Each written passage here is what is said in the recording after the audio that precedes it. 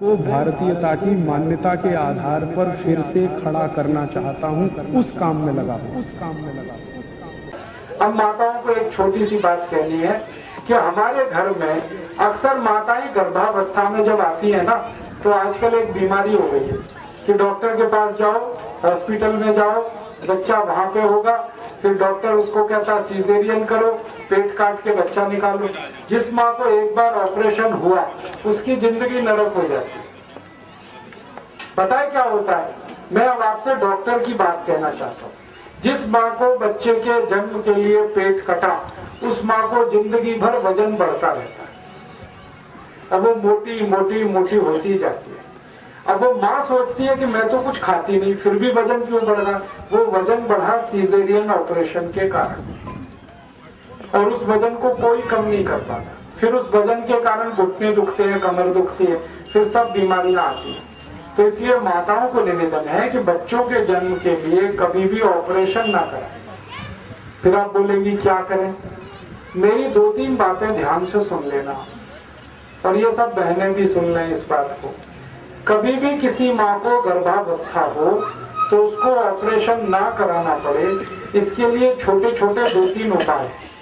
पहला उपाय ये है कि हर दिन रात को माँ को गाय का दूध पिलाना, घी डाल के।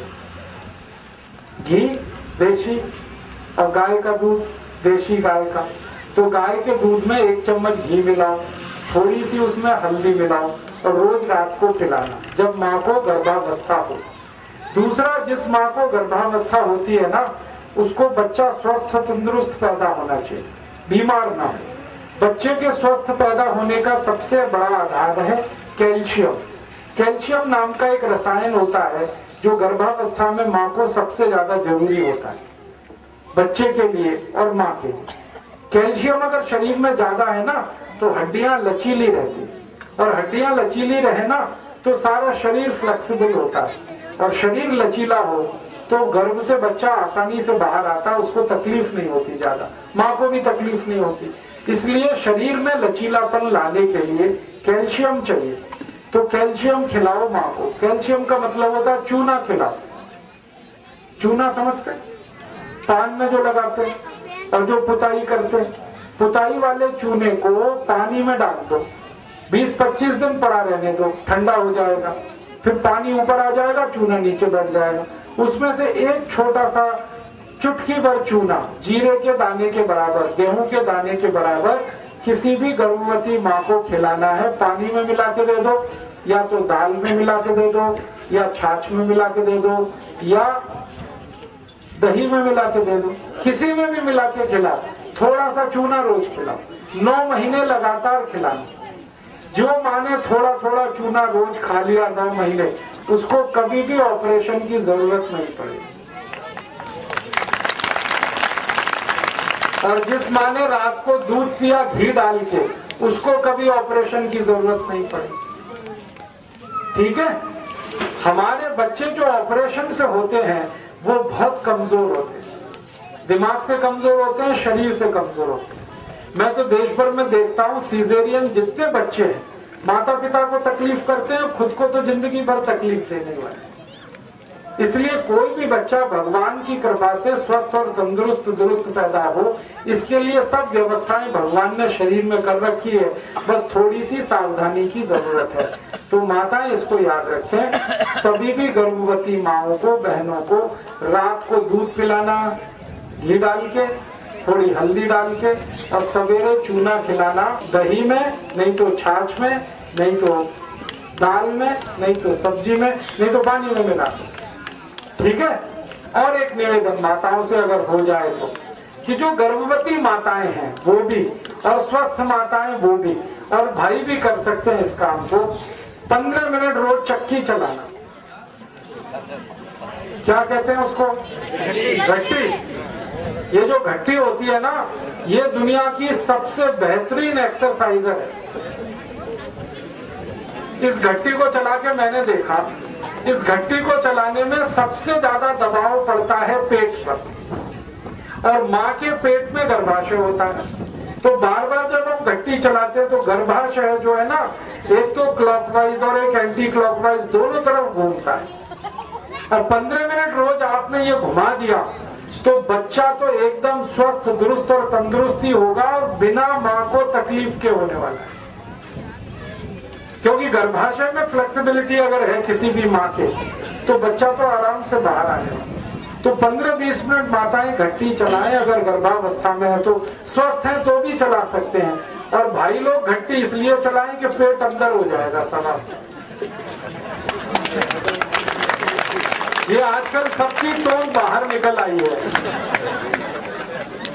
माताओं का पेट बाहर आए तो समझ में आता है वो गर्भावस्था में है। ये पुरुष किस चक्कर में पेट बाहर निकल, इनकी टोन बाहर क्यों आनी चाहिए?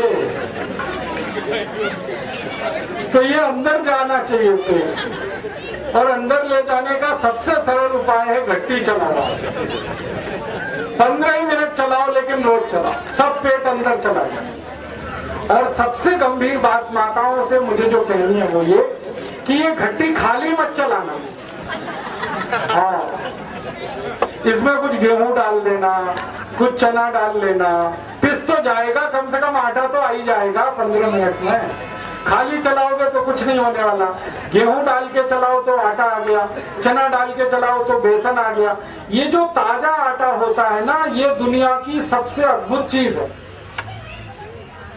विज्ञान की जानकारी आज के समय की जो ये कहती है वो ये कि आटा जितना ताजा है, रोटी उतनी ज्यादा दुरुस्त और तंदुरुस्त है। आटा जितना पुराना है, रोटी उतनी खराब है। अब ये शहरों में पिसा पिसाया आटा मिलता है, 3-3 महीने पुराना, इसको खा के सबके पेट खराब हुए हैं।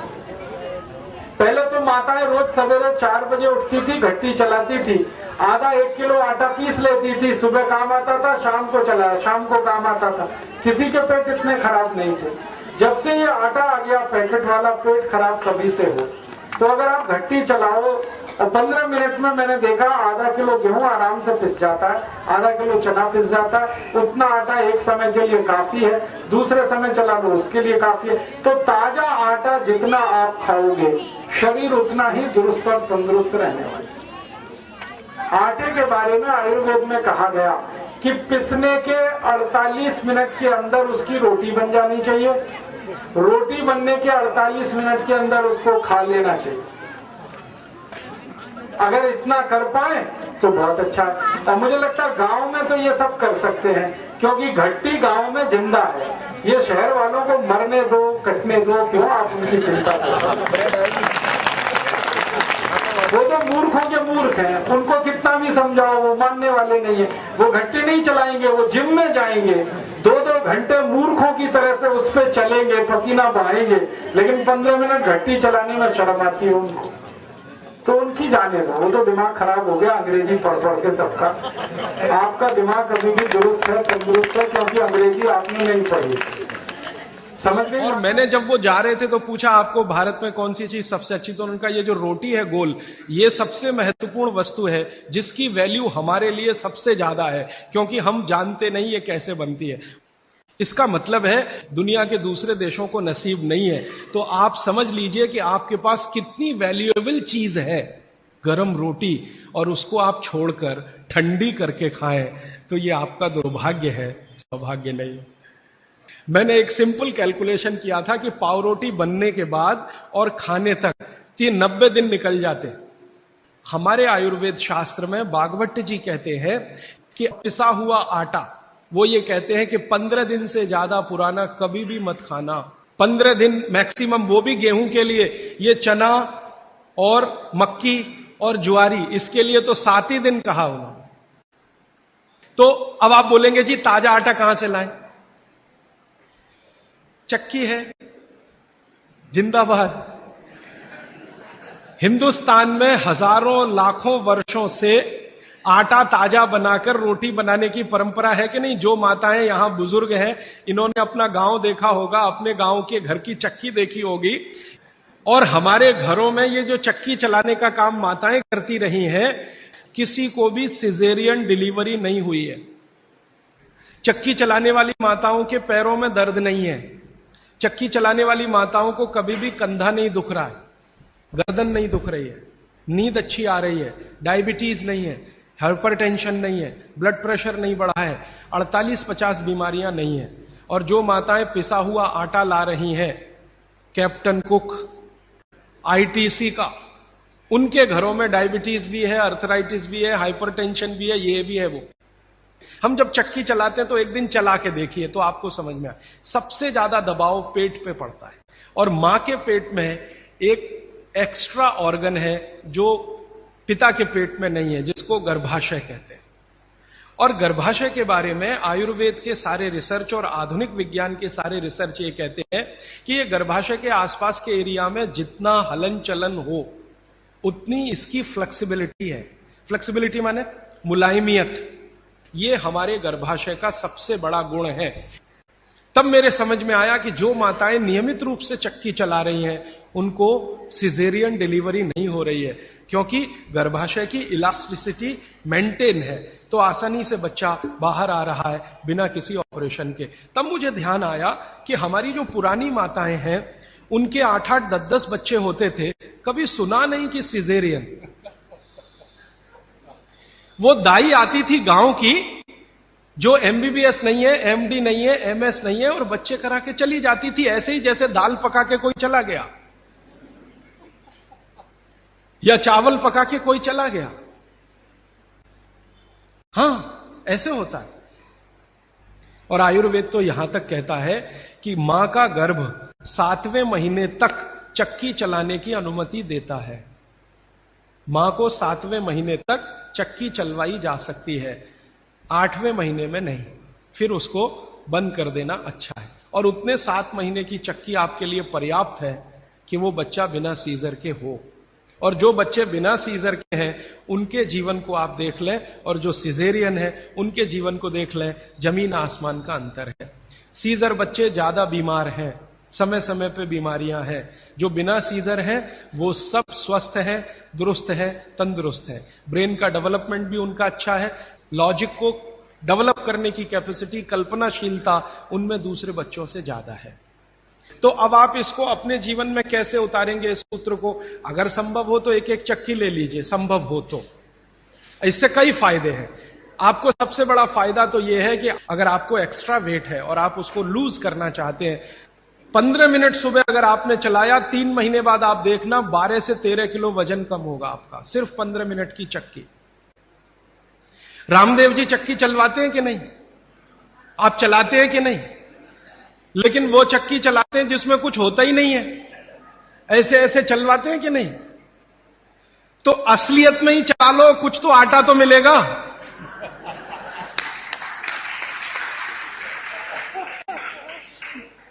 कम से कम आटा तो निकलेगा, बाई प्रोडक्ट। यहां तो कुछ निकल ही नहीं रहा है, बस ऐसे ऐसे चला। अब आप बोलेंगे जी चक्की कहां मिलेगी? चक्की अभी भी मिल रही है, यहीं चेन्नई में मिलेगी। पत्थर बनाने वाले बहुत लोग इस देश में हैं जो अभी भी ये काम कर रहे हैं, लेकिन वो रो रहे हैं कि राजीव भाई ये कोई खरीदता नहीं, हम क्या करें, हमारा सिलबट्टा भी कोई खरीदता नहीं, चक्की भी कोई। तो मैंने संकल्प लिया है कि मैं बिकवाऊंगा आपकी चक्की। हां, और मैं उनका फोकट का मार्केटिंग मैनेजर हूं। वो मुझे कुछ एक पैसा नहीं देते, लेकिन मैं उनके लिए मार्केट बनाने के काम में लगा हुआ हूं। ये मार्केट बनाने में भागवत जी की बड़ी मदद मिल रही है। और मैं आपको एक बहुत गहरी बात कहने आया, वो माताओं बहनों को विशेष रूप से।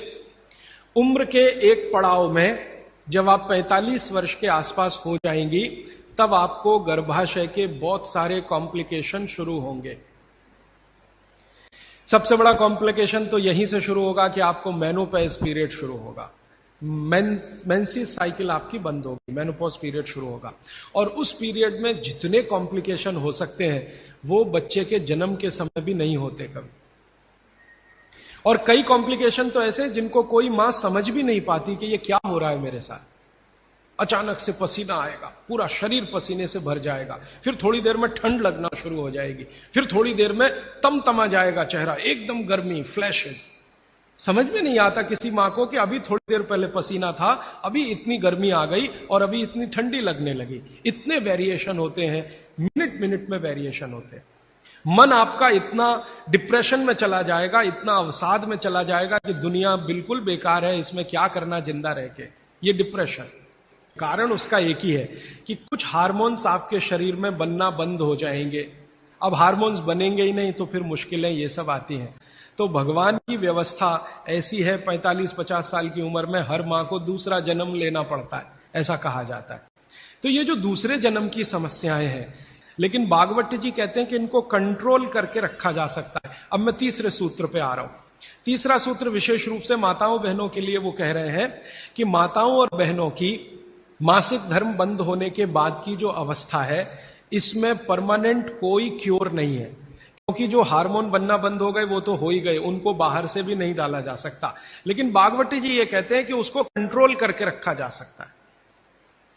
तो वो कहते हैं कि कंट्रोल करके रखने में मां के रसोई घर के जो उपकरण हैं, उपकरण, इंस्ट्रूमेंट्स, इनकी मदद आप ले सकते हैं।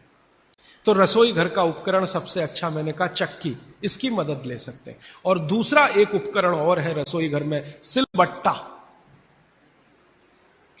अब नियमित रूप से आप सिलबट्टा चला रहे हैं और चक्की चला रहे हैं, तो यूट्रस के आसपास की जो मांसपेशियां हैं वो हमेशा नरम और मुलायम रहने ही वाली हैं। तो आपकी जिंदगी के कॉम्प्लिकेशन 45 साल के बाद कम रहने ही वाले हैं। आप उनको दवा खा खा के कम करें तो दवाओं के साइड इफेक्ट्स हैं। एक HRT टेक्निक है, हार्मोन रिप्लेसमेंट थेरेपी। ज्यादातर माताएं उसमें जाती हैं 45-50 साल की उम्र में, हाथ जोड़कर विनती है कि कभी ना जाएं। और अगर आप गए उसमें तो आपके वजन को कोई भी दुनिया का भगवान नहीं बचा सकता बढ़ने से, बढ़ेगा ही। क्योंकि हार्मोन रिप्लेसमेंट थेरेपी में जो मेडिसिन है वो सब मेद बढ़ाने वाली है। मेद माने शरीर में एक्स्ट्रा वेट बढ़ाने वाली। तो 15 मिनट की चलाइए ना सवेरे सवेरे चक्की, 15 मिनट से ज्यादा जरूरत नहीं है। तो 3 सूत्र अभी तक मैंने आपको भागवत जी के बता दिए। और इन 3 सूत्रों में एक छोटी सी जानकारी और, कि आप पुरुष भी चाहें तो जिनको पेट अगर बढ़ा हुआ है और आप चाहते हैं कि ये कम हो, तो आप भी 15 मिनट चक्की चला सकते हैं सुबह सुबह। आप भी चाहें तो सिलबट्टे पे चटनी बना सकते हैं। अगर आपने भी चक्की चलाई और सिलबट्टे पे चटनी बनाई तो आपकी चटनी तो बनेगी ही और आटा तो पिसेगा ही। आपका जो पेट है ये अंदर चला जाएगा, जो आपको किसी भी जिम्नेजियम की मदद से नहीं जाएगा। मैं आपको इस बात की गारंटी देता हूं, स्टाम्प पेपर पर आप लिखवा लीजिए मुझसे, 1000 रुपए का हो या लाख रुपए का स्टाम्प पेपर। दुनिया का हर एक डॉक्टर इस बात से सहमत है, वो बोलता नहीं, बात अलग है, कि जिम्नेजियम में जाकर कभी भी किसी का पेट अंदर जाता नहीं। और थोड़े दिन के लिए गया और आपने जाना बंद किया तो ज्यादा बाहर आता है। जिम्नेजियम की सभी मशीनें ज्यादा स्पीड वाली हैं और चक्की और सिलबट्टा ये स्पीड कम है, धीरे धीरे धीरे धीरे। हमारी जो तासीर है वो कम स्पीड वाले उपकरणों के साथ ज्यादा है, क्योंकि हम गर्म देश में रहते हैं। गर्म देश के लोगों में आप जानते हैं स्वाभाविक रूप से वायु का प्रकोप ज्यादा होता है शरीर में। ये कल मैं और इस विस्तार से बात करूंगा। अब वायु का प्रकोप ज्यादा है तो हर चीज ऐसी करनी चाहिए जो धीमे हो। ज्यादा तेज करेंगे तो वायु और बढ़ेगी। इसलिए यहां के जो डांस है ना, उनके स्टेप्स, जैसे भरतनाट्यम, जैसे कथक, कथकली, ओडिसी, कुचिपुड़ी, ये सब डांस के स्टेप आप देखो स्लो है। ज्यादा ठंड के देशों में क्या होगा कि वायु बिल्कुल उल्टी स्थिति में होती है, बहुत ही कम होती है शरीर में, और पित्त और कफ बहुत बढ़े हुए होते हैं। हमारे यहां आजकल एक फैशन आया, मॉर्निंग में दौड़ो। दौड़ना नहीं है, चलना है। चलने और दौड़ने में अंतर आप समझते हैं। दौड़ने में ऊर्जा बहुत शरीर की, गर्मी बहुत शरीर की बढ़ेगी और वात को बढ़ाएगी। वात बढ़ेगा तो ये घुटने बहुत जल्दी आपके थकेंगे। आप देख लो, जितने हिंदुस्तान के रनर है ना, रनर 100 मीटर दौड़ने वाले, 200 मीटर, 35 साल के बाद किसी के घुटने काम नहीं करते, सब बैठ गए। मिल्खा सिंह को मैं मिला हूं, वो कहते हैं यार उस समय जो मैं दौड़ गया ना, अब पता चल रहा है कि उसका क्या